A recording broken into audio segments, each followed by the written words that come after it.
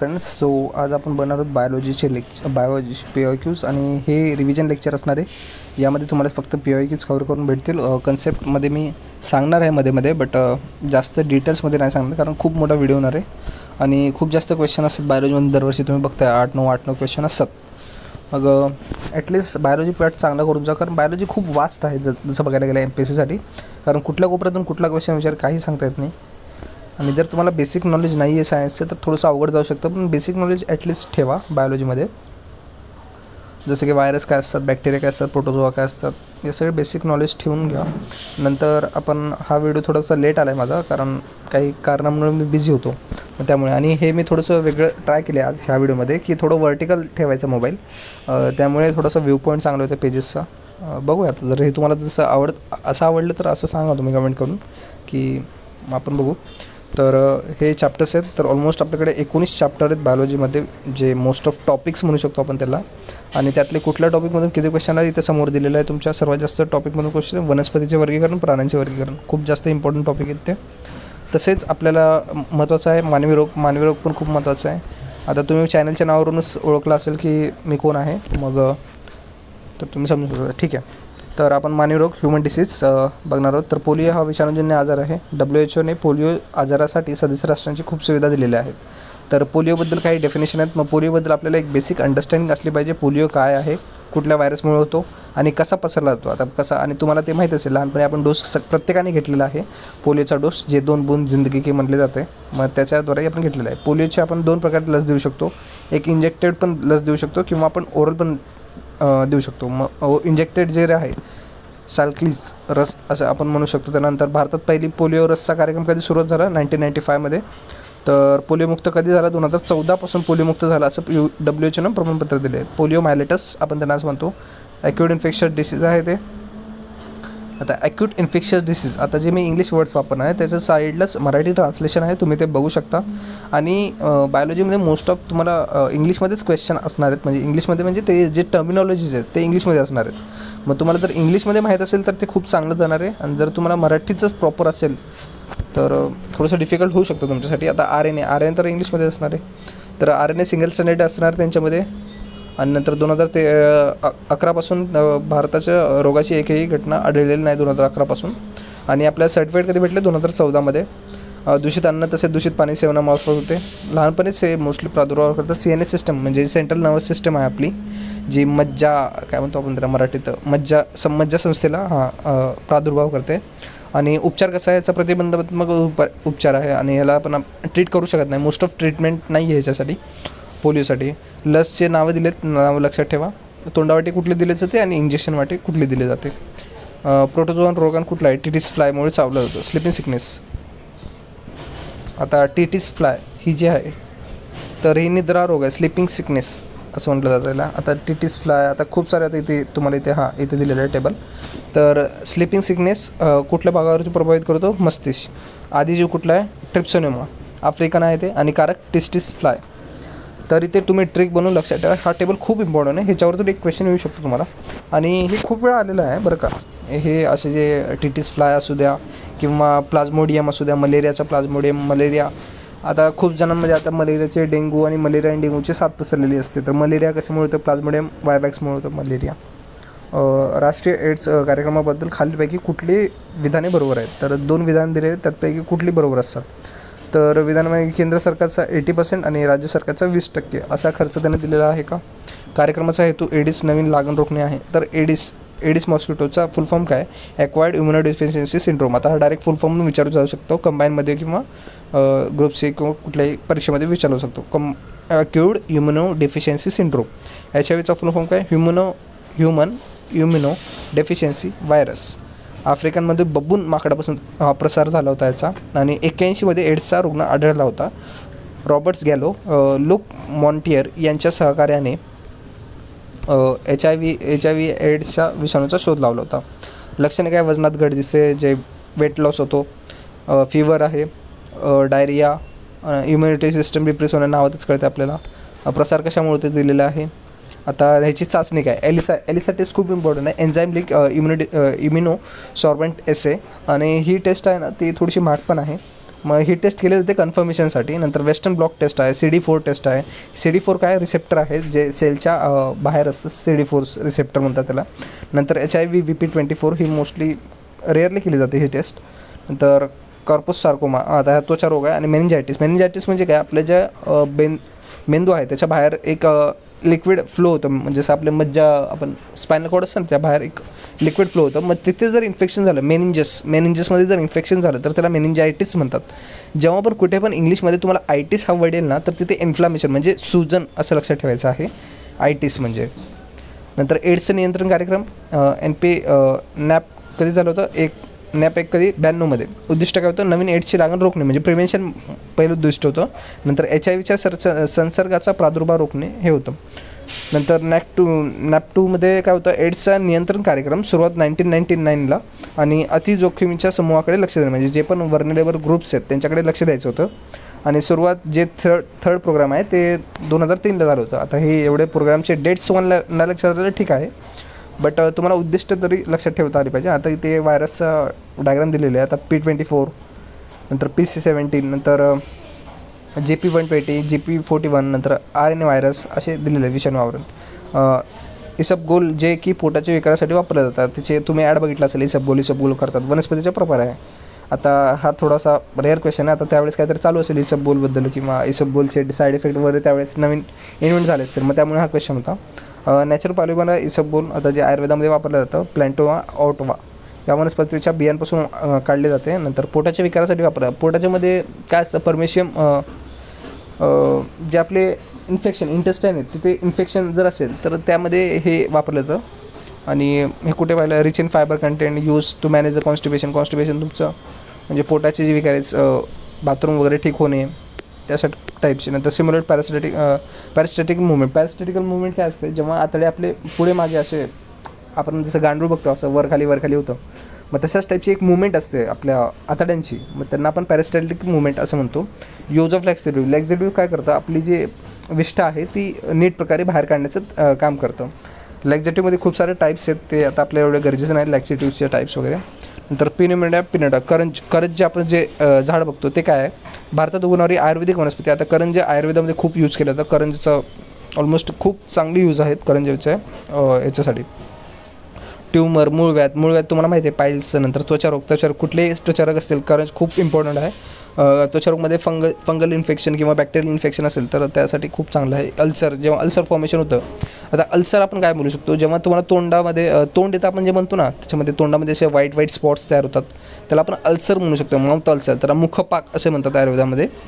तर ते अल्सर असेल किंवा स्किनवरती जर कुठे जळालं आहे किंवा कुठे काही व्रण म्हणजे वुंड झालेलं आहे तर तिथे ते अल्सर ठीक करण्यासाठी ह्याचा वापर केला जातो. नंतर उजेनेसिस काय, त्वचारोग, मूत्रविकार, लठ्ठपणा, दाह विरोधी. नंतर स्पाझमोडिक. नंतर अँटी हायपरटेन्सिव्ह तुम्हाला काय माहिती आहे, म्हणजे जे बीपी वाढलेली असते त्यांची, म्हणजे 120च्या वर गेलेली आहे त्यांची सायस्टोलिक बीपी त्यांच्यासाठी. नंतर याचबरोबर कावीळ, मधुमेह, कुष्ठरोग, वर्मिनिस, नंतर रक्तस्राव, अल्सर इत्यादी उपचारांसाठी वापरला जातो. नंतर तुळस जी आहे, होलिस बॅसिलिस, कर्करोगाविरुद्ध आहे. बघा, आपली जी घरात वनस्पती आहे ती कर्करोगावरती काम करते, विचार करा. म्हणून एवढं तुळशीचं महत्त्व सांगितलेलं आहे. आणि तुम्हाला वाटत असेल हे हिंदू मायथॉलॉजीमध्ये सांगितलेलं आहे, असं काहीच नाही. तुळस खरोखरच आयुर्वेदिकली प्रूव्न आहे की तुळशीचा खूप चांगला यूज आहे. नंतर मधुमेह रोधक आहे, बुरशी विरोधक आहे, वापरलं जातं. आता इथं खाली स्टेटमेंट दिलेले आहेत, ते बरोबर आहेत की नाही ते सांगायचं. स्टेटमेंट काय आहेत, उपदाने हे उपचार म्हणून स्टेरॉइड्स सारखे असतात. उपदाने हे काय, आता बघू. स्टेरॉइड्स टिकून राहण्यासाठी इलाज हा शाश्वत करतात. आता स्टेरॉइड्स काय करतं, आपली इम्युन सिस्टम आहे ना त्याला डिप्रेस करतं. मग स्टेरॉइड एक आपण मोस्टली नाही घेतलं जातं, लोकांना देत नाही, पण स्टेरॉइडचा एक इफेक्ट काय की लवकर रिॲक्शन होते.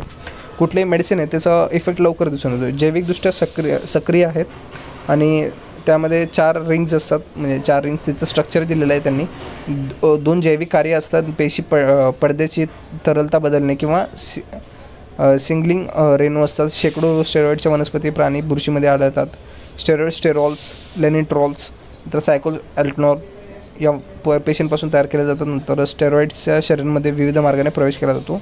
स्टेरॉइडचा उपयोग हा तात्पुरता असतो, लक्षात घ्यायचं आहे. उदाहरणार्थ वेदनाशमन, टिकून राहणाऱ्या आजारांसाठी स्टेरॉइड वापरता येत नाही, मी जे आता तुम्हाला सांगितलं, कारण हे इम्युनिटी डिप्रेस करतं. तुम्ही HIV पेशंटला स्टेरॉइड देऊन बघा काय होतं बघा रिॲक्शन.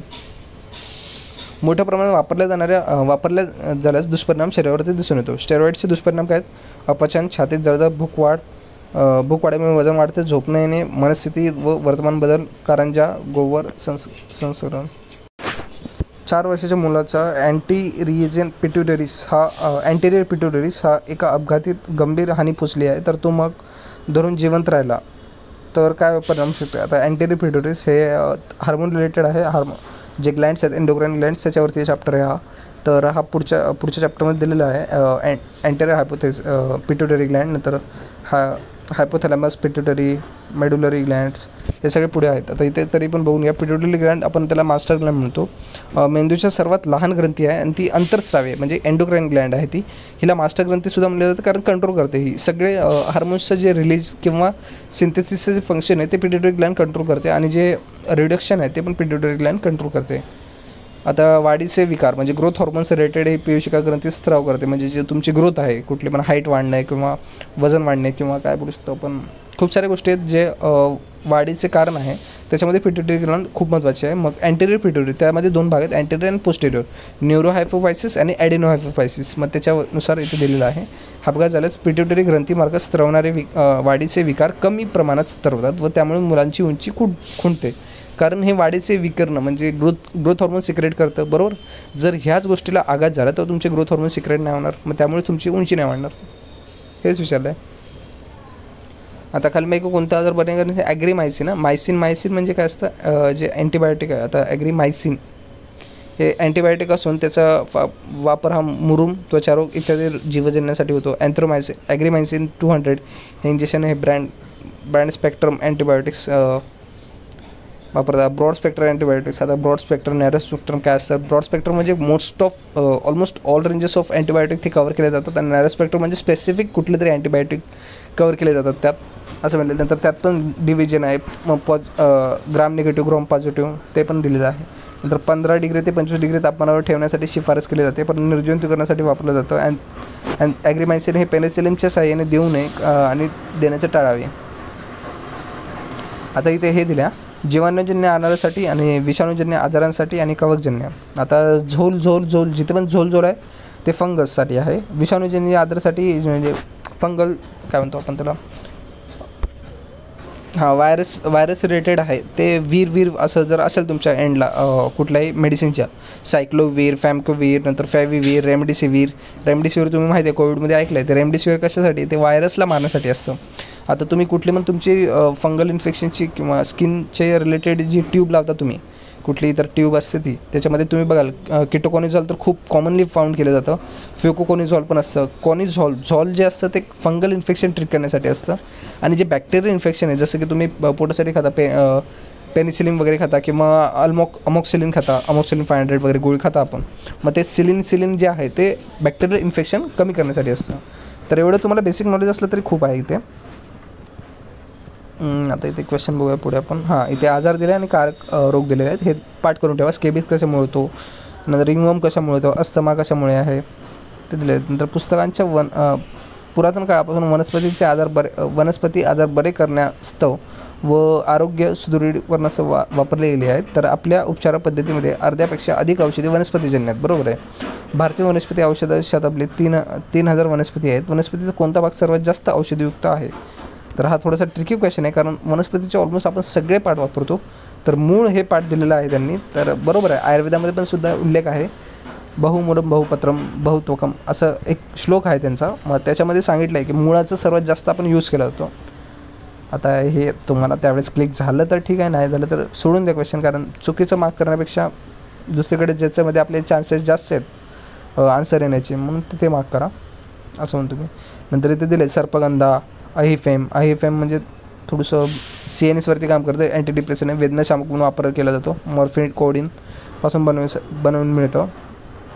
टेबल एकदा बघून घ्या. आवळ्याबद्दल दिले धोत्रा तुम्ही बघितलं असेल खूप ठिकाणी, पण ते काय आहे तुम्हाला नंतर कळेल त्याचा उपयोग. नंतर बेलाडोना, नंतर कुचला जे आहे ते काय म्हणतात टॉक्सिक आहे, त्याला आपण टॉक्सिक म्हणू शकतो. नंतर इबोला हे कुठे झालं तर आफ्रिका खंडात तुम्ही ऐकलं असेल 2019-20च्या काळात खूप होतं ते इबोला. इबोला मनुष्याच्या शिरकावाची लागण झालेल्या प्राण्यांमध्ये संपर्कामुळे होतो. मात्र या प्राण्यांमुळे पुढीलपैकी कोणाचा समावेश होत नाही: चिंपांजी, माकड, मच्छर आणि वटवाघूळ. तर आपण इथे मच्छर थोडंसं ऑड मॅन आउट काढू शकतो, कारण मच्छरचं आपण खूप वेळा ऐकले मलेरिया मच्छरमुळे होतो, मग ते लक्षात ठेवा. इबोला काय विषाणूजन्य लागण आहे. लक्षणे काय आहेत? लक्षणे ताप, उलटी, कुठेही लक्षण नाही आठवलं, ताप, उलटी, डोकेदुखी तर सगळीकडेच आहे, ते लक्षात ठेवा. त्यानंतर 6 ते 16 दिवसांचे रोगात मृत्यू पावतो, हे महत्त्वाचं आहे. 6 ते 16 दिवसात रोगी मृत्युमुखी पडतो. आता एक मंकी पॉक्स म्हणून चालू झालं आहे. मंकी पॉक्सबद्दल तुम्ही काय माहिती आहे तुम्हाला, तर ते कमेंट करून सांगा. मंकी पॉक्सबद्दल माकडे, चिंपांजी आणि वटवाघूळ यांच्यामार्फत ते ट्रॅव्हल होतं. 90% ते मृत्यू पावतं. 1976 पहिल्यांदा आफ्रिका खंडात सुदान आणि कोंगो जायरे या देशात आढळले होते. पुढे आपण बघतो इबोला आजाराची लक्षणे कुठले आहेत? प्रतिबंधात्मक उपाय, वॅक्सिन दिलेली आहे त्यांनी इबो. आणि प्रसार कसा होतो? रक्त, धूळ, फळमाशी यांच्यामार्फत होतो. तर खालीपैकी विधानांचा विचार करा. 2 विधान दिले. उच्च घनतेचे असले लिपोप्रोटीन्स वाईट कोलेस्ट्रॉल म्हणतात, आणि उच्च घनतेच्या लिपोप्रोटीन्समुळे अतिरिक्त कोलेस्ट्रॉल रोहिणीच्या आत स्त्रवित होते आणि रोहिणी बंद होऊन शकते. प्लाक तयार होतो आणि रोहिणीच्या काठीने सुरुवात होते. तर आता जे ते दिले फॅट्सबद्दल त्यांनी माहिती दिली आहे. आता याच्यामध्ये 2 फॅट्स असतात, हाय डेन्सिटी लिपोप्रोटीन आणि लो डेन्सिटी. आता आपल्याला वाटतं की हाय डेन्सिटी जास्त आहे तर ते तुमच्या रक्तवाहिनीत थांबतील आणि तुमचं ब्लॉकेज करतील, पण तसं नाही आहे. High density cholesterol, high density जे लिपोप्रोटीन्स आहेत ते चांगले असतात आणि लो डेन्सिटी वाईट असतात, असं लक्षात ठेवा. बघा, हाय डेन्सिटी गुड कोलेस्ट्रॉल आणि लो डेन्सिटी बॅड कोलेस्ट्रॉल. तर इथे टेबल दिलं आहे, एकदा वाचून घ्या चांगल्या पद्धतीने. नंतर सॅच्युरेटेड फॅट, अनसॅच्युरेटेड फॅट काय असतात, म्हणजे जे डबल रिंग्स असतात त्यांना सॅच्युरेटेड म्हणतात. एकेरी रिंग्स असतात त्यांना सॅच्युरेटेड, आणि अनसॅच्युरेटेड दुहेरी किंवा तिहेरी रिंग्स असतात त्यांना बंध आपण जे म्हणतो ना, कुठलं बंध, CC bond, CO bond, CH bond त्याच्यामध्ये विचारलं आहे त्यांनी. एड्स रोगचं कारक कोण आहे? विषाणू, कावीळ, इन्फ्लुएन्झा. आता हा टेबल तुम्हाला तोंडपाठ पाहिजे. जर ह्या चॅप्टरमध्ये तुम्हाला क्वेश्चन सॉल्व करायचे आहेत ना, तर हे टेबल तुम्हाला माहीत पाहिजे. तर इथे छोटे क्वेश्चन म्हणजे आता इथे विचारले असिस्टंट पूर्वमध्ये. फ्लोरियासिस हा रोग प्रदेशनिष्ठ वर्गात मोडला जातो, फॅलेरियासिस. नंतर काय, एड्स नियंत्रण विभाग हा आरोग्य आणि कुटुंब कल्याण विभागात विलीन करण्यात आलेला असून राष्ट्रीय एड्स नियंत्रण कार्यक्रम संघटना म्हणून ओळखली जाते. नंतर वेस्टर्न नाईल एनिफंटायसिस, मेंदूला सूज येते आणि हा रोग वेस्ट नाईल विषाणूमुळे होतं. प्रथमतः या रोगाचे निदान नाईल नदीच्या पश्चिम भागात झाले होते. नाईल नदी जी आहे त्याच्या पश्चिमेला या निदान झालं होतं. नंतर पिवळा ताप, येलो फीवर हा ॲर्बो व्हायरसमुळे होतो. पुढे विचारलं आहे ट्रिप्सोनेमा विचारलं. जे वरती टेबलमध्ये आहेत ना तेच खूप वेळा रिपीट झालेत, तर ते टेबल माहीत पाहिजे तुम्हाला, त्याच्यामुळेच कळून जाईल. नंतर आता तुम्हाला माहिती आहे आपली जी कोविडची लस आहे ती कुठल्या इन्स्टिट्यूटने मिळाली? सिरम इन्स्टिट्यूट, जे पुनावाला त्याचे हे आहेत त्यांनी बनवले सिरम इन्स्टिट्यूटमध्ये. नंतर झिया मेझे ट्रिप्सोनेमा आता हे तुम्हाला सायंटिस्टचे नावं नाही विचारणार, एवढं पण डिफिकल्ट जरा, तर मग ते सगळ्यांसाठी डिफिकल्ट असणार, तुम्हाला नसणारच ते. युनिव्हर्सल इम्युनायझेशन प्रोग्राम, हां हे मग एक महत्त्वाचं आहे, जे 85 सालपासून चालू करण्यात होतं. आरोग्य आणि कुटुंब कल्याण मंत्रालयाच्या राबवण्यात आले होते. आणि नवजात शिशूला सर्वप्रथम दिल्या जाणारे लस कुठले? BCG ओरल पोलिओ वॅक्सिन आणि हेपॅटायटिस B. हे लक्षात ठेवा, BCG ओरल पोलिओ वॅक्सिन आणि हेपॅटायटिस B. BCG कशासाठी देतात तुम्ही कमेंट करून सांगा मला. बॅसिलस थुरिंजियसिस. तर नंतर जे मनुष्य ओके. आता बॅसिलस थुरिंजियसिस मी जे म्हटलं ते काय आहे ते पण सांगा मला कमेंट करून. आता आपण पुढे बघूया काय दिलं आहे. Hepatitis virus. हेपॅटायटिसचे किती टाईप्स आहेत? 4 टाईप्स आहेत, मेन टाईप्स जर आपण म्हणलं तर. आधी आहे बॅक्टेरिया आणि व्हायरल हेपॅटायटिस, आणि त्याच्यामध्ये व्हायरलमध्ये पण 4 टाईप्स आहेत. Hepatitis A, hepatitis B, hepatitis C, hepatitis D. तर हेपॅटायटिस B आणि C जे आहे ते ब्लड इन्फेक्शन जे ट्रान्समिशन होतं त्याच्यापासून होतं, म्हणजे सेक्शुअल ट्रान्समिटेड डिसीज वगैरे म्हटलं जातं. आणि हेपॅटायटिस B आणि हेपॅटायटिस Cचे कंजेनायटल होण्याचे चान्सेस जास्त आहेत. आता उत्सर्जन सिस्टम म्हणजे एक्सक्रिटरी सिस्टमबद्दल दिलेलं आहे ते. आता एक्सक्रिटरी सिस्टम जे आहे तो मला आधी समजवतो मी. इथे जे गोल दिले कपसारखं त्याला बोमस कॅप्सूल आपण म्हणतो. नंतर त्यामध्ये जे असं आळ्या टाईप दिसते तुम्हाला गोल गोल गोल, ते आर्टरीज आहेत आपल्या, एफरंट आर्ट्रिओल आणि इफरंट आर्ट्रिओल. एफरंटमधून तुमचं अशुद्ध रक्त येणार आहे. अशुद्ध रक्त म्हणजे आपण जे आपलं एक्सक्रीट होणार आहे तिथून एफरंट आर्ट्रिओमध्ये येणार, बरोबर. आणि जे गोल गोल तुमचं अपॅरेटस दिसतं त्याला जे आपण बोमन्स कॅप्सूल म्हणतो किंवा कप आहे ते, त्याच्यामध्ये एक चाळणी आहे. मग ते चाळणीतून तुमचं ते ब्लड शुद्ध होणार आहे आणि जे शुद्ध झालेले ब्लड आहे ते परत इफरंट आर्ट्रिओलमधून बाहेर जाणार आहे. आणि जे चाळणीमधून जे घाण आलेली आहे ती मध्ये पुढे जाणार आहे, तिला आपण प्रॉक्सिमल कन्झर्व्हेटिव्ह ट्यूब्यूल असं म्हणणार आहे. आता इथे दिलेलं असेल त्यांनी एफरंट आर्ट्रिओल सिक्रेशन नाही, ते डायग्राम त्यांनी पूर्ण दिलेलं नाही वाटतं. हां इथे आहे, हे बघा. कपमधून बाहेर आले तुमचं जे पण विष्ठा आहे वगैरे घाण आहे ती प्रॉक्सिमल कन्व्हर्टेड ट्यूब्यूल जे PCT आहे तिथे मध्ये काय होतं, जे आपले घटक बॉडीसाठी कामाचे आहेत ते आपल्या बॉडी शोषले जातात आणि जे कामाचे नाही आहेत ते विस्रावित केले जातात. तसंच त्यानंतर डायरेक्शन टू द लेटर, नंतर लूप ऑफ फेनले आहे तिथे, आणि लूप ऑफ फेनले नंतर पुढे जाऊन ते कन्व्हर्टेड ट्यूब्यूलमध्ये ते डकमध्ये कलेक्ट होतात. हे आधी आपण मार्ग समजला याचा. मग आता इथे ह्यांनी जे दिलेत आपण क्वेश्चन ते बघूया. नेफ्रॉन युरिन बनवण्यासाठी या घटकांचा घटकात्मक क्रम, आता यांनी क्रम विचारला आहे. तर अल्ट्रा फिल्टरिफिकेशन, सिलेक्टिव्ह रिऑब्झॉर्प्शन आणि ट्युब्युलर सिक्रेशन. तर अल्ट्रा फिल्टरिफिकेशन म्हणजे फिल्टरिफिकेशन म्हणजे यातून नावातूनच कळते की छाळून घेणं.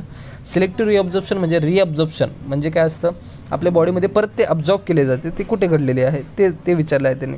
नंतर ट्युब्युलर सिक्रेशन म्हणजे स्त्राव केलं जातं, जे बॉडीसाठी गरजेचं नाही आहे ते त्या ट्यूब्यूलमध्ये टाकलं जातं. DCT डिसेंडिंग कन्व्हर्टेड ट्यूब्यूल किंवा आपण त्याला म्हणू शकतो. नंतर शेवटी कलेक्टिंग डोप आहे, त्यातून जे आपलं जे युरिन आहे ते तयार होतं आणि यासाठी DHH ADH हॉर्मोन जे आहे ते महत्त्वाचं आहे.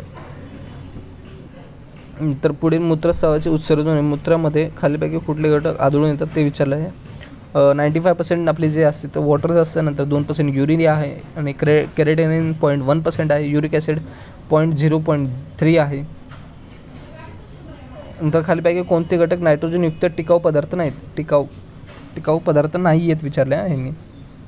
तर केरेटिनिन, आता केरेटिनाइन आणि अमोनिया आणि युरिया. तर तुम्हाला अमोनिया युरिया तर थोडंसं कन्फर्म असेल, बट तुम्ही क्रिएटिनमध्ये कन्फ्यूज असाल. तर आता हे अमोनिया वगैरे तर थोडे. आता अल्युटोनिन काय आहे, युरिक आम्लापासून तयार होते आणि गर्भाद्वारे याचं उत्सर्जन होते. केरेटिनिन काय आहे, स्नायूमध्ये आढळलं जाणारं केरेटिनिन हा उपयोगी अमायनो ॲसिड आहे आणि या पदार्थाचे उत्सर्जन फक्त गर्भवती स्त्रियांमध्ये होतं. केरेटिनिन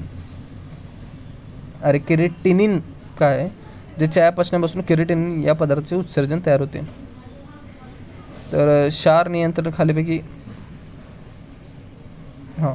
क्षार नियंत्रण हे मानवी शरीरात महत्त्वाचे कार्य आहे. ॲड्रेनल ग्रंथी काढून ते केले जाते आणि कुठे विसावलेले असतात ॲड्रेनल ग्लँड, जे आपल्या किडनीच्या वर जे असतात त्याला ॲड्रेनल ग्लँड आपण म्हणतो. हे बघा इथे तुम्ही डायग्राम बघू शकता. ॲड्रेनल, तुम्ही जर 12वीचं पुस्तक आणि 11वीचं पुस्तक जर नीट वाचला ना, तुमचे बायोलॉजी क्वेश्चन खूप ऑलमोस्ट 80% तुमचे क्वेश्चन सॉल्व्ह होतील. बट ते पुस्तकच एवढे मोठे आहेत की थोडंसं तुम्हाला कंटाळेल, जर ज्यांचा सायन्स बॅकग्राऊंड नाही त्यांना. बाकी जे सायन्सचे आहेत त्यांना चांगला जाऊ शकतो ते. आता ॲड्रेनल ग्लँड जे आहे त्याच्यामध्ये पण थोडेसे टाईप्स आहेत, 2 टाईप्स आहेत. आता जे मधला भाग आहे त्याला मेडुला बोलू शकतो आपण आणि बाहेरचा इथे कॉर्टेक्स आहे. आता आपल्या बॉडीमध्ये 2 किडनी असतात सगळ्यांनाच माहिती आहे. नंतर आपण पुढे बघूया.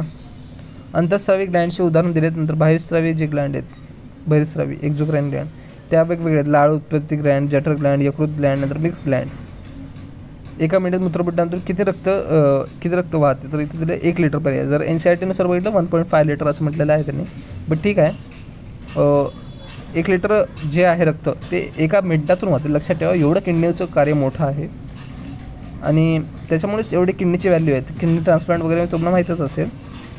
आणि बॅकग्राऊंड नॉईज, सॉरी इथे कन्स्ट्रक्शन चालू आहे बाजूला, त्याच्यामुळे तुम्हाला बॅकग्राऊंड नॉईज भेटतो एवढं. रक्तामध्ये काय काय असतं, प्लाझ्मा असतं, ब्लड सेल्स असतात. रक्ताचा सामू म्हणजे काय, pH विचारलं त्यांनी किती असतो, 7.35 to 7.45. आता याच्यातून चेंज झालं तर ॲसिडोसिस किंवा अल्कोलोसिसमध्ये पेशंट शिफ्ट होतो आणि पेशंट शिफ्ट झाल्यावरती त्याला काय ट्रीटमेंट ते वेगळं आहे. रक्ताचे वजन हे शरीराच्या वजनाच्या 8% असते. म्हणजे ऑलमोस्ट प्रत्येक अडल्ट माणसामध्ये 5 लिटर तरी ॲटलिस्ट रक्त असतं.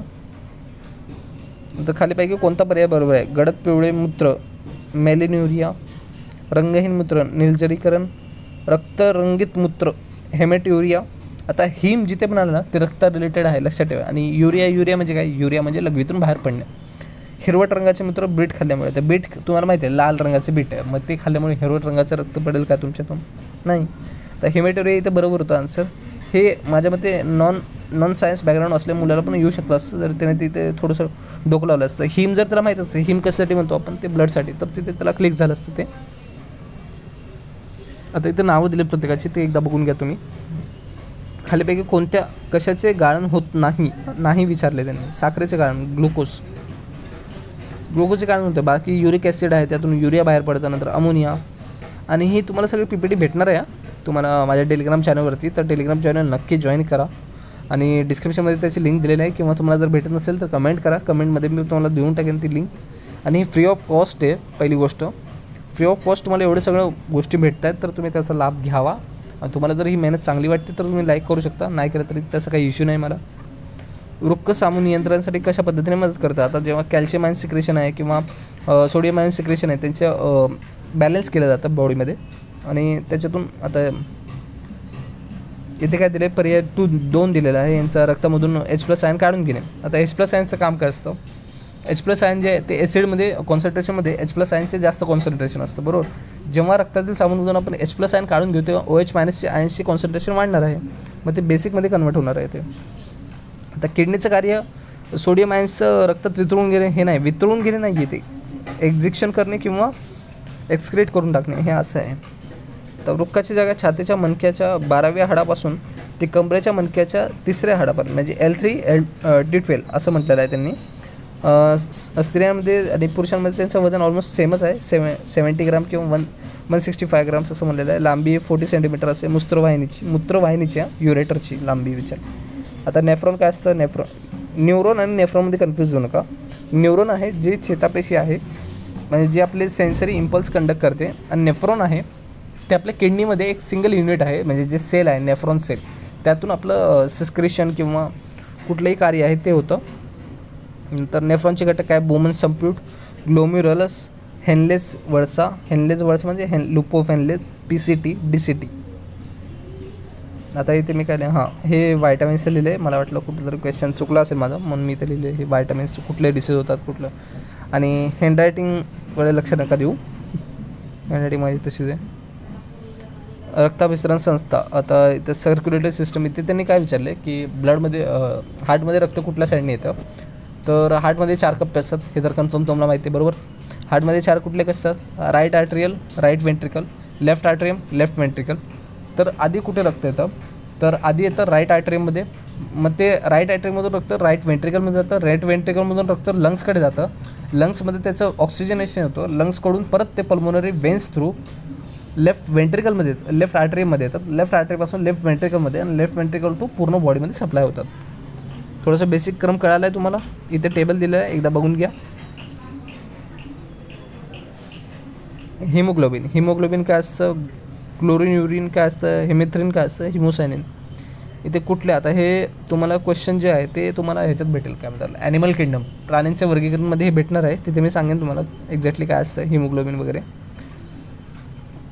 तर बँड ऑफ हिस काय असतं? आता हे काय जे आपलं कंडक्शन आहे, म्हणजे 9 इम्पल्स हृदयामध्ये 2-3 पॉईंट्स आहेत जिथे आपलं 9 कंडक्शन होतं. SA नोड काय असतं? जिथे आपला इम्पल्स स्टार्ट होतो, म्हणजे जे संप्रेरक आहे, संप्रेरक बोलतो मी तुला काय बोलतो, तो जिथे ना आपला इम्पल्स स्टार्ट होतं. नंतर SA नोड AV नोडपर्यंत तिथे जातं इम्पल्स, नंतर AV node to bundle of हिसपासून नंतर पुरकेंजे फायबरमध्ये ते पसरतं. आता इथे तुम्हाला डायग्राम दिलेली असेल, दिली ना. SA node to artery ventricle node, AV node पण त्याला बोलतो. SA नोडला स्पेस मेकर नोड पण असे म्हणतात. नंतर बचमॅन्स बंडल, नंतर पुढे जातं left posterior bundle, right posterior bundle, नंतर पुरकेंजे फायबर्स म्हणजे छोटे छोटे फायबर डिवाइड होतात. तर हृदयाचं वजन वगैरे, हृदयाचं वजन ते 300 ग्रामपर्यंत त्यांनी दिलेलं आहे. तर मोस्टली आपलं एक फिस्ट म्हणतो आपण जर मुठ्ठी बंद केली आपल्या हाताची तर तेवढ्या आकाराचं आपलं हृदय असतं. तुम्ही हृदयाचं डिसेक्शन व्हिडिओ एकदा बघू शकता. तुम्हाला जर इंटरेस्ट असेल तर तुम्ही डिसेक्शनचे व्हिडिओ बघा, तुम्हाला एकदम एक्झॅक्ट फिगर कळेल आपल्या हृदयाचा कसा असतो काय नाही. किंवा तुम्हाला जर डिसेक्शनचे व्हिडिओ वगैरे पाहिजे असेल तर मी माझ्या कॉलेजच्या वेळेसचे व्हिडिओ तुम्हाला टाकेन, तुम्हाला जर पाहिजे असतील तर. नंतर 3 रक्तवाहिन्या अशुद्ध रक्त घेऊन जातात, त्यांना अधो महाशीर, ऊर्ध्व महाशीर, एओर्टाबद्दल दिलेलं आहे. आणि परिहृदयशीर असं म्हटलेलं आहे. उजवे निलय आणि निलय वगैरे, आता थोडेसे मराठी वर्ड्स मला पण माहिती नाही आहेत. डावे निलय, हां आर्टरियमबद्दलच बोलत असेल, आर्टरियम. हृदयाविषयी इतर माहिती. आणि जर तुम्हाला माहिती आहे याचं रिलेशन वगैरे काय आहे तर डावे निलय म्हणजे काय, तुम्ही कमेंट करून सांगा मला की याला आर्टरियम आहे की वेंट्रिकल. लेफ्ट आर्टरियम म्हणतात की लेफ्ट वेंट्रिकल, हे थोडंसं मला कन्फ्युजिंग आहे. हृदयाविषयी इतर माहिती काय, पंप क्षमता. आता तुम्ही माहिती आहे जेव्हा पण शेततळ्यामध्ये किंवा बोरमध्ये मोटर टाकतात तर त्याच्यामध्ये HP मध्ये पॉवर असते त्या मोटरची. 10 HP ची मोटर टाकली पण ते HP काय असतं, हॉर्स पॉवरमध्ये असतं ते HP. आता इथे आपल्या हृदयाची क्षमता किती आहे, 0.2 HP. म्हणजे आपल्या हृदयाला फक्त बॉडी पुरतंच काम करायचं ना, मग तेवढीच त्याची एनर्जी असणार आहे. एका मिनटात 5 लिटर रक्त, आता एवढीच एनर्जी 5 लिटर रक्त पंप करतं आपलं हृदय. आणि ते पण कंटिन्युअस. एकाही मिनटं थांबलं तर तुमचा ECG ग्राफ फ्लॅट होईल आणि तुम्ही डायरेक्ट यमराजांना भेटायला जाऊन. जिराफ प्राण्यांचं हृदय सर्वात मोठं आहे. झुरळामध्ये 13 कप्प्यांचं हृदय आहे, गांडूळामध्ये 8 कप्प्यांचं हृदय. आपल्यामध्ये किती कप्प्यांचं हृदय आहे मी सांगितलं तुम्हाला, सांगा. स्पेसमेकर काय असतं, निकेल आणि कॅडमियनचं एक बॅटरी टाईप काय म्हणतात आपण त्याला, बॅटरी टाईप डिव्हाइस आहे ज्याच्यामध्ये तुमचं SI नोड जर काम नसेल करेल तर इलेक्ट्रिकल इम्पल्स जे आहेत ते प्रोव्हाइड केलं जातं. SI नोड जे आहे ते तुम्हाला ॲक्टिवेट करण्यासाठी जे इलेक्ट्रिकल इम्पल्स दिले जातात ते तुम्ही एक्सटर्नल पे देऊ शकता किंवा स्पेसमेकर तुमच्या हृदयात बसून पण ते तुम्हाला देऊ शकतो. आता ते खूप महाग येतात स्पेसमेकर मशीन. तुम्ही हृदया रिलेटेड काही ट्रीटमेंट वगैरे घेता तर तुम्हाला माहीत असेल ते स्पेसमेकर काय असतं काय नाही, आणि खूप महाग गोष्टी आहेत त्या. एका साधारण प्रौढाकरिता पुढीलपैकी 2 विधानं दिलेली आहेत. तर रक्तात सर्वसाधारणपणे ग्लुकोजचे प्रमाण उपपेष्ट 70 मिलीग्रामपर्यंत असावे आणि जेवणानंतर रक्तातील सर्वसाधारण 140. आता त्यांनी ब्लड रेंज दिली, आता ब्लड शुगर रेंज BSLची त्यांनी रेंज दिलेली आहे. मग ती रेंज आपल्याला माहिती असली पाहिजे किती आहे, 100 to 140पर्यंत असते. तुम्ही कधी पण तुमचं ब्लड शुगर टेस्ट कराल ना तर तुम्हाला ते हे रेंज नॉर्मल रेंज लिहून येते, मग त्यात तुम्ही चेक करू शकता. आता इथे दिले बघा, उपाशीपोटी तुमचं रेंज किती असली पाहिजे, 70 to 100. आणि जेवणानंतर तुमच्या 2 तासानंतर, आम्ही मोस्टली 4 तासानंतर ठेवतो बट 2 तासानंतर ते दिले 140च्या आतच असले पाहिजे.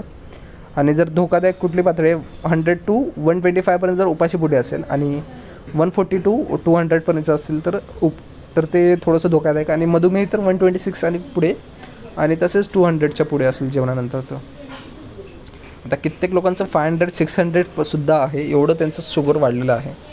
युरियाचं वहन कोण करतं, युरियाचं वहन तुम्हाला माहिती आहे कोण करणार आहे, जीवनद्रव्य आणि रक्त. पुढीलपैकी कोणती विधाने योग्य आहेत. ऑक्सिजन रक्ताच्या विना सोपं आहे ते. विविध प्राणीवर्गातील हृदयाची रचना त्यांनी विचारली. मत्स्यामध्ये दोन कप्पे असतात. उभयचर जे आहेत ॲम्फिबियन आहेत त्यांच्यामध्ये 3. शरीर सर्प वर्ग जे आहेत ते 3 कप्पे असतात. पक्षी वर्ग त्यांना 4 कप्पे असतात. तर हार्ट चेंबरबद्दल ते इव्हॉल्युशन दिलेलं आहे, नाही लक्षात आलं, ठीक आहे. हार्ट चेंबरमध्ये जे सर्क्युलेशन सिस्टम आहे त्याच्यामध्ये ओपन सिस्टम आणि क्लोज सिस्टम. क्लोज म्हणजे काय, ज्याच्यातून आपली म्हणजे शिरा, वाहिन्या, धमन्या यातून जर फ्लो होत असेल तर त्याला आपण क्लोज म्हणू शकतो. ओपन सिस्टम म्हणजे ज्याच्यामध्ये शिरा, धमन्या हे नाहीच आहेत त्याला ओपन, म्हणजे डायरेक्ट फ्लो होतं ब्लड, त्याला बोललेलं आहे. विल्यम हार्वे हे महत्त्वाचं नाव. विल्यम हार्वे यांनी रक्त अभिसरण संस्थेचा शोध लावला. नंतर पुढे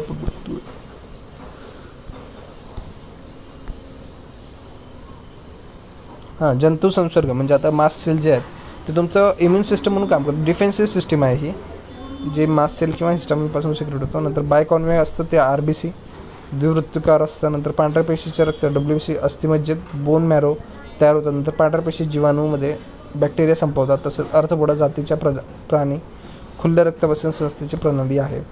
आता पुढे आपण बघतोय संप्रेरक आणि एन्झाईम विकारक. 1 मिनटं. चला पुढचं आपण बघतोय एन्झाईम्स अग्रलेख डॅश हे आहेत. ते काय म्हटलं आहे, प्रो एन्झाईम्स वगैरे विचारले आहेत त्यांनी. तर झायमोझाईन, रायबोझाईम, RNA आणि प्रथिने. तर यातलं फक्त एक आहे जे झायमोझाईम आहे. हे 2023चा क्वेश्चन आहे, थोडासा ट्रिकी क्वेश्चन आहे. जर तुम्हाला माहीत असेल तरच हे सॉल्व क्वेश्चन करत जा, नाहीतर सोडून देत जा क्वेश्चन. कारण 50% जिथे चान्सेस आहेत तिथे तुम्ही मार्क करत जा. 1/4 जर निगेटिव्ह मार्किंग असली तरी पण थोडंसं रिस्क कमीच घ्या माझ्या मते. तर झायमोजिन जे आहे ते कोण, झायमोझाईन कोण प्रोड्यूस करतं? झायमोझाईन म्हणजे काय? एन्झाईमचं प्रिकर्सर, म्हणजे लहान मुलाचं तरुण बनण्यापर्यंतची अवस्था असं म्हटलं आहे त्यांनी. आता लहान मुलाची अवस्था जर आपण म्हणलं याच्यात प्रो इन्सुलिन असतं, पुढे जाऊन तरुणमध्ये ते काय होतं, इन्सुलिन तयार होतं, पेप्सोजिन असतं, ते पेप्सिनमध्ये कन्वर्ट होतं. तर कुठे प्रोड्यूस होतं आणि कुठे ॲक्टिवेट होतं हे पण महत्त्वाची गोष्ट आहे. आता जे आहे प्रोड्यूस कुठे तर पेप्सोजिन जे गॅस्ट्रिक म्युकोजामध्ये होतं, ॲक्टिवेट कुठं होतं स्टमकमध्ये, तर स्टमक एकाच ठिकाणी झालं. ट्रिप्सोजिन जे आहे पॅनक्रियामध्ये सिक्रेट होतं, म्हणजे प्रोड्यूस होतं. आणि जे ॲक्टिवेट कुठे होतं, स्मॉल इंटेस्टाईनमध्ये trypsin form, activate form trypsin.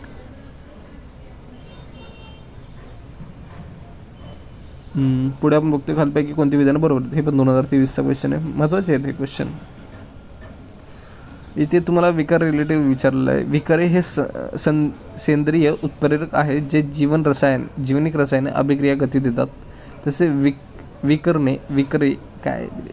विकरे प्रथिनापासून बनलेली असतात. विकरांची क्रियाशीलता तापमानावरती अवलंबून असते. हे विकर स्टार्चवरती कार्य करते. आता इथे काय विचारले, विकर एन्झाईम जे आहेत ते रासायनिक प्रक्रियेत एखाद्या पदार्थाचे प्रत्यक्ष न सहभाग घेता सभोवतालचे तापमान आणि दाबाच्या सहज बदल घडून आणते, तेव्हा त्या जैव प्रक्रियेस विकर असे म्हणतात. पण ते जी रिॲक्शन आहे त्याला स्पीड अप किंवा करतात, स्पीड डाऊन करतात एन्झाईमची. तर विकराचे गुणधर्म काय आहेत ते दिले. डिनॅचुरेशन काय असतं, सॉल्युबिलिटी आहे त्यांच्यामध्ये, टर्नओव्हर स्पीड वाढवतात, नंतर टर्नओव्हर नंबर आहे, अशा काही त्यांच्या हे दिले आहेत. म्हणजे विकर तुमच्यासाठी इम्पॉर्टंट टॉपिक आहे. तर काय दिले, फळभाज्यांचे विंतचिकीय तांबूसीकरणासाठी, माझं प्रोनाऊन्सिएशन खरंच चुकतं इथे, तर सॉरी फॉर दॅट. नंतर तप करण्यासाठी कारणीभूत असले मुख्य विंतचिके, आता इथं मला इंग्लिशमध्ये एकदा टॅनर, ओके समजलं. तर इथे त्यांनी ऑप्शन दिले आहे ऑक्सिडेज. आता हे कधीचा क्वेश्चन, 2015चा क्वेश्चन आहे. टॅनरमध्ये ज्यामध्ये प्रति रेणूचे तांब्याच्या वर 4 अणू असतात असं ते दिलेलं आहे. तर तांबं तुम्हाला माहिती आहे कॉपर, त्याच्यावरती जे 4 त्याचं स्ट्रक्चर आहे त्याच्यावरती क्वेश्चन होता हा.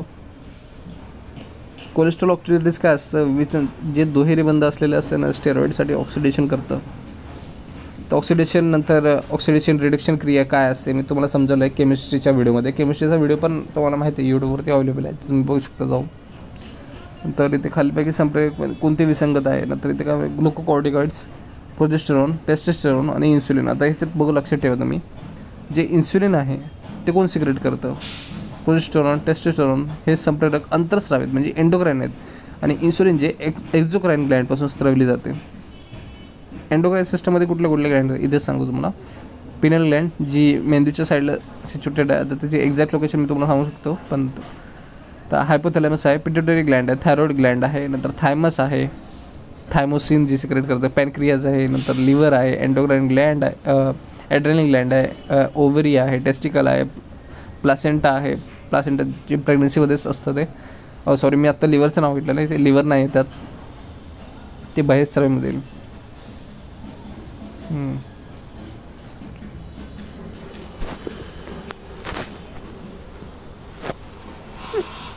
एन्झाईमचा कोफॅक्टर असे कोणाला म्हणतात सांगा. लोह Fe जे कनेक्टेड होतं ॲनिमिया काय असते कंडिशन, ज्याच्यामध्ये तुमचं हिमोग्लोबिन खूप कमी होतं, म्हणजे 8चे जर खाली गेलं तर त्याला आपण ॲनिमिक कंडिशन असे म्हणू शकतो. आता तुम्ही मोस्टली टेस्ट तुम्ही कोणाची तरी बघितलंच असेल ज्याच्यामध्ये तुम्ही म्हणला की ह्यांचं 10च्या खाली गेले रक्त असं म्हणतात ना मोस्टली. तर 10च्या खाली गेले म्हणजे काय, जेव्हा हिमोग्लोबिनचं काउंट केलं जातं तर त्यांची एक लेवल आहे 15पर्यंत, तर त्याच्यामध्ये 10 to 15मध्ये रेंज असते ऑन अन ॲव्हरेज. मग त्याच्यापैकी जर खाली गेलं असेल तर ॲनिमिक कंडिशन त्याला आपण म्हणू शकतो. नंतर ते कुठल्या ॲनिमिया आहे त्याच्यामध्ये पण टाईप्स आहेत, सिकल सेल ॲनिमिया, नंतर थॅलेसिमिया, नंतर खूप सारे टाईप्स आहेत त्याच्यात, मेगॅलोब्लास्टिक ॲनिमिया वगैरे आहेत, त्या टाईप्स आहेत वेगवेगळे. नंतर विकार प्रथिने, एन्झाईम प्रोटीन, नंतर हार्मोन प्रोटीन, नंतर ट्रान्सफर प्रोटीन, नंतर स्ट्रक्चरल प्रोटीन, नंतर कार्बोहायड्रेट्स जे आहे CHO, नंतर या मूलद्रव्यापासून संगव्यागुणे आहेत. त्या रेणूमध्ये H आणि O हे 2 प्रमाण नेहमी 2:1 असतात. तर मोनोसॅकराइड्स वगैरे ते सांगितलं आहे. जीवनसत्व D, कॅल्सिफेरॉन. आता आपण येतो रेस्पिरेटरी सिस्टममध्ये. आता तुम्हाला माझ्या मते जर तुम्हाला हे माहिती नाहीत म्हणजे काय म्हणतात Krebs cycle, citric acid cycle, ते आता तुम्हाला पाठ नाही होणार. मी खरं सांगतो जे आहे ते आहे. आता जे तुम्ही ह्या वेळेस जर पाठ करायला बसला तर तुमचा खूप टाईम जाणार आहे. त्यापेक्षा तुम्ही ह्याच्यामध्येच पॉलिटी किंवा इकॉनॉमिक्सचे क्वेश्चन सॉल्व करा या वेळेत, कारण ही सायकल पाठ करण्यात तुम्हाला ऑलमोस्ट 4-5 दिवस जातील. ह्या 2-3 सायकल आहेत सध्या, कारण प्रत्येक स्टेपमध्ये एक स्टेपमध्ये एक वेगवेगळे एन्झाईम, वेगवेगळ्या क्रिया आहेत त्यामध्ये, जसं की रिॲडक्शन आहे, ऑक्सिडेशन आहे, ॲसिड अल्कोहोल सिंथेसिस आहे, नंतर रिजनरेशन आहे, वेगवेगळ्या क्रिया आहेत. जर तुम्ही नॉन मेडिकल आहेत तर तुम्ही हा पार्ट सोडला तरी चालेल माझ्या मते, किंवा फक्त तुम्ही ग्लायकोलायसिस बघून घ्या एकदा. ग्लायकोलायसिसचा step glucose 6 phosphate, fructose 6 phosphate, fructose 1,6 diphosphate, नंतर 3 फॉस्फोग्लिसरेट, नंतर 2 फॉस्फोग्लिसरेट, नंतर फॉस्फोपायरुवेट, नंतर पायरुवेट असं फॉर्म होतं. मग ग्लायकोलायसिसमध्ये ग्लुकोजचं कन्वर्जन होतं पायरुवेट ॲसिडमध्ये. तर मी ते काही कॅल्क्युलेशन लिहिले. जर एक NADH फॉर्म झाला तर ते 3 ATP देतं, आणि जर एक FADH2 असेल तर ते 2 ATP फॉर्म करतं. तसेच अनएरोबिक रेस्पिरेशनमध्ये आपल्याला 2 ATP भेटतात. एक क्रेब्स सायकलमधून आपल्याला 15 ATPचं सिंथेसिस होतं सिंगल सायकलमधून. तसे 2 वेळा क्रेब्स सायकल कंटिन्यू होतं, तर 2 वेळा कंटिन्यू 2 पायरुविक ॲसिड, तर ते ऑलमोस्ट 30 ATP फॉर्म करतं. आणि नंतर त्यातून आपल्याला 2 NADH2 आपल्याला भेटतात. तर ते NADPH2 जे आहे ते एक NADPH2 आपल्याकडे 3 ATP देतं. मग तसंच आपलं जे 2 ATP 2 वेळा फॉर्म होतं NADH2, मग ते आपले टोटल होतं 6, आणि 6 आणि +2 जे आहे FADH2, मग त्याच्यातून आपल्याला 38 ATPs, म्हणजे आपल्या एका सिंथेसिसमधून आपल्याला 36 ATPचं फॉर्मेशन होतं. ॲडिनोसाईन ट्रायफॉस्फेट असं म्हटलेलं आहे त्याला. थोडंसं कॅल्क्युलेशन बेस्ट आहे, पण ठीक आहे, घाबरायचं नाही. त्यात काही जे आपल्याला बेसिक माहिती पाहिजे ते करून घ्या एकदा. कंपॅरिझन ऑफ एरोबिक आणि एनरोबिक रेस्पिरेशन. एरोबिक म्हणजे काय, जिथे ऑक्सिजनची रिक्वायरमेंट आहे, आणि अनरोबिक काय म्हणजे ज्याच्यामध्ये ॲनिमल प्लांट याच्यामध्ये नाही आहे, ज्याच्यामध्ये वापरलं जातं. तर कुठल्या पार्टमध्ये ऑकर होतं. आता जे एरोबिक रेस्पिरेशन ते मायटोकॉन्ड्रिया तुम्हाला एक माहिती असेल, पॉवर ऑफ द सेल त्याला म्हटलं जातं. जे अनएरोबिक रेस्पिरेशन ते सायटोप्लाझममध्ये होतं. ग्लायकोलायसिस कुठे होतं, सगळ्यामध्ये ग्लायकोलायसिस होते. ATP इल्ड किती आपल्या 38 ATP भेटतात, बट त्यातले जे नेट ATP म्हणजे खर्च आपले 2 ATP होतात, बट त्यातले नेट ATP 36 आहेत. ह्याच्यामध्ये अनएरोबिकमध्ये पण आपल्या 2 नेट ATP भेटतात. ग्लुकोज कम्प्लिटली ब्रेकडाऊन येस, आणि अनएरोबिकमध्ये नाही ब्रेकडाऊन होत. एंड प्रोडक्ट काय आपले, आपण जी श्वासक्रिया करतो त्यातून आपलं बाहेर काय पडतं CO2 आणि H2O, आणि इकडे काय भेटतं अनएरोबिकमध्ये लॅक्टिक ॲसिड आणि इथेनॉल आणि CO2 असं भेटतं. पुढे आहे स्नायू मसल्सचे 3 टाईप्स आहेत. Skeletal muscle, voluntary muscle, इनव्हॉलंटरी muscle आणि कार्डियक मसल असं म्हटलं आहे त्यांनी. तर एरोबिक तिथे अनएरोबिक आता तुम्ही जर कुठली मसलची युनिट काय, सार्कोमियर आहे 1 युनिट. आता तुम्ही जर घर बांधताय तर त्याच्यामध्ये 1 युनिट काय असेल, तुमची एक वीट असेल ना, तिथे तुम्ही एक भिंत बांधली समजा, तर त्यातली एक अशी वीट लावून तुम्ही भिंत बांधताय, तर ते पूर्ण भिंतीमधलं तुमचं एक युनिट काय ते वीट आहे ना, ती वीट तुम्ही विटा लावून ते भिंत बांधताय. तसंच तुमच्या मसल फायबरमध्ये एक असं युनिट आहे सार्कोमियर, ते तुमच्या मसलचं युनिट आहे. तिथे तुमचं कॉन्ट्रॅक्शन आणि रिॲक्शन होतं. तिथे ॲक्टिन मायोसिन हे 2 फ्लॅगमेंट असतात. आपण त्याला हे म्हणू शकतो ॲक्टिव्ह मायोसिन फिलामेंट असतात, आणि त्यावेळी येल्लो रेड असे फायबर्स पण असतात. ओके, तर त्यामध्ये पण तुमचं जेव्हा तुम्ही खूप सारे एक्सरसाइज वगैरे करता तर त्या ठिकाणी तुमचं लॅक्टिक ॲसिड प्रोड्यूस होतं, कारण तिथे अनएरोबिक रेस्पिरेशन होतं. आणि तुमचं एरोबिक रेस्पिरेशन, तुमची जी दारू आहे किंवा बियर आहे ती फर्मेंटेशन त्याला एरोबिक रेस्पिरेशनपासून प्रोड्यूस होते. आता इथे पण एक लॅक्टिक ॲसिड कसं बनतं ते दिलेलं आहे, ते एकदा बघून घ्या. Body consist of about different type of muscles. किती डिफरंट टाईप आहेत, 640 आहेत. आता टोटल बॉडीमध्ये किती बोन्स असतात, 206. आणि आयुर्वेदानुसार जर म्हटलं तर 300 किंवा 360 असं म्हटलेलं आहे आयुर्वेदाने.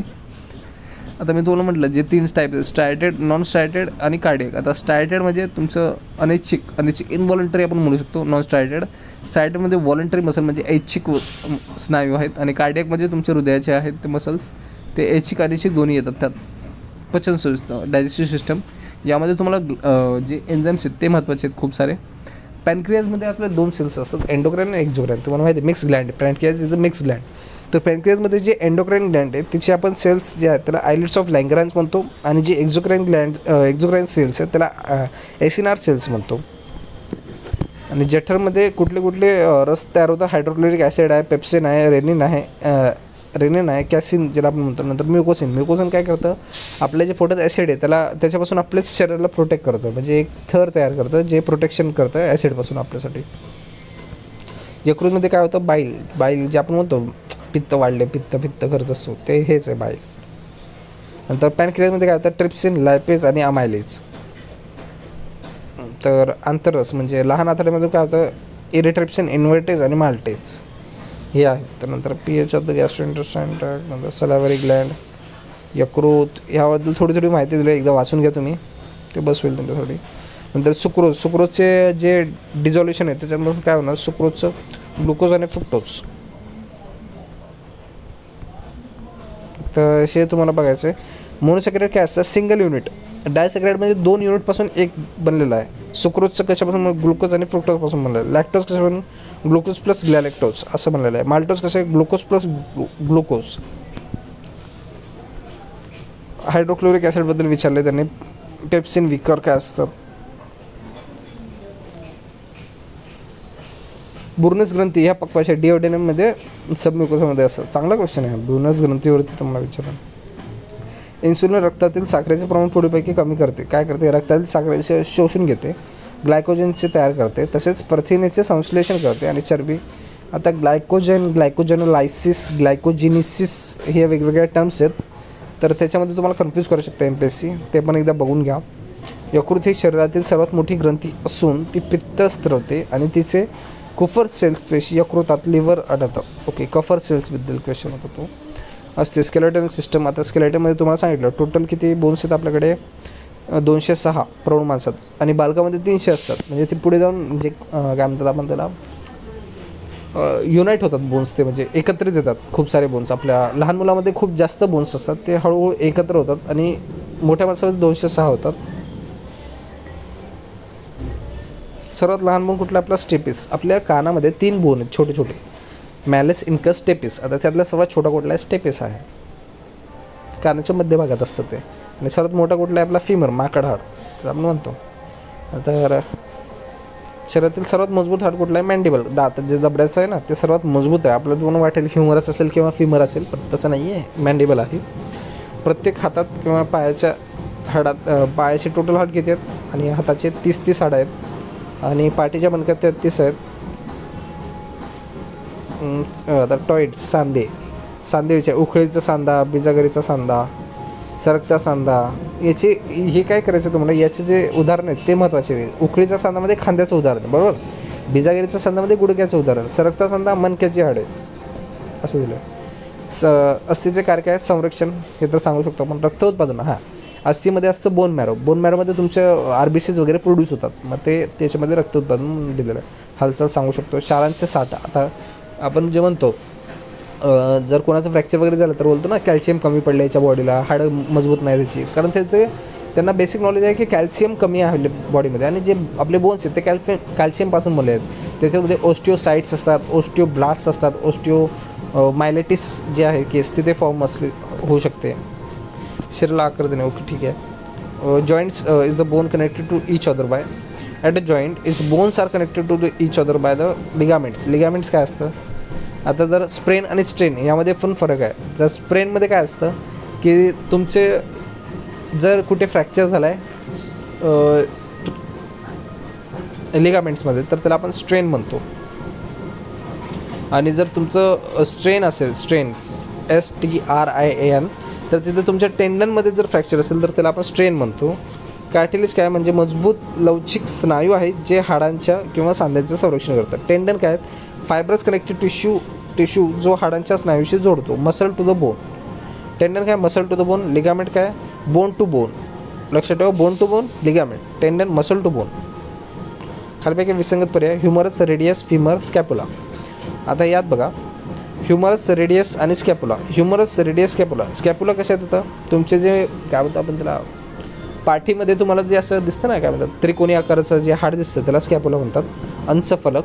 रेडियस आणि ह्युमरस तुमच्या हाताचा बोन विचारला, आणि फ्युमर तुमचं वेगळं येतं, खाली मांडीमध्ये येतात, खालच्या साईडला. तर तुम्ही एकदा डायग्राम बघून घ्या, ही तुम्हाला कळून जाईल यातून.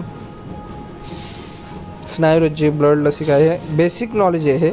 हे बेसिक नॉलेज ॲटलिस्ट ठेवा, म्हणजे तुम्हाला जर बेसिक क्वेश्चन आलं तर मी ते टॅकल करू शकता. आणि हे टेबल एकदा वाचून घ्या. आता इथे दिले वनस्पतींचे वर्गीकरण. वनस्पतीचे वर्गीकरण आता इथे काय, ॲग्विना ट्रेटिस हे जे आहे, ट्रेटिटिस जे गव्हाचा रोग आहे त्याच्याबद्दल दिले आहे. वनस्पतीचे वर्गीकरण मध्ये टाकले, बट ठीक आहे.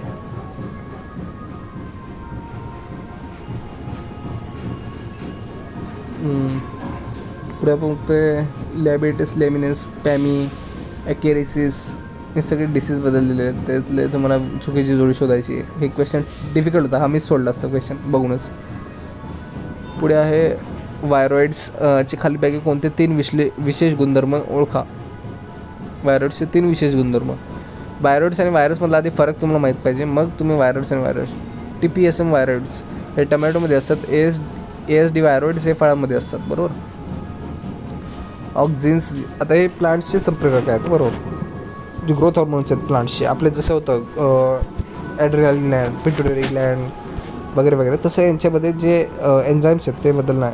ऑक्झिन जे आहे ते पहिला ग्रोथ हॉर्मोन आहे, जे नैसर्गिक आणि कृत्रिम आहे. त्याचे टाईप्स पण दिले आहेत. तणनाशक म्हणून याचा मोठ्या प्रमाणात वापर केला जातो. जिबरलिन्स आहे, ते आम्लिक आहे, झाडांची लांबी वाढण्यासाठी मदत करतं. सायकोकायनिन आहे, पेशींच्या विभाजनासाठी मदत करतं. तसेच पेशींना जलद विभाजन होतं. नंतर इथिलीन आहे, जे फळं पिकवण्यासाठी मदत करतं. तसेच ॲब्सिसिक आम्ल जे आहेत बियाणे उगवण्यास प्रतिबंध आणि तणाव संप्रेरक असेही म्हणतात. नंतर खालीपैकी कोणती प्रक्रिया श्वसन प्रक्रियेच्या अंतर्भूत नाही आहेत. तर कुठले आहे तर केल्विन सायकल. ओके. तर प्लांट्सचे जे म्हणले तर केल्विन सायकल आहे, सिट्रिक ॲसिड सायकल आहे, ग्लायकोलिसिस आहे, इलेक्ट्रॉन ट्रान्सफर सिस्टीम आहे. केल्विन सायकल कुठे आहे ते सांगा तुम्ही मला कमेंट करून. C3 C4 सायकल आहे. Okay okay okay. यात पण जे रेस्पिरेशनमधले सायकल आहेत ते तुम्ही इग्नोर करू शकता, कारण खूप मोठे मोठे सायकल्स आहेत त्या.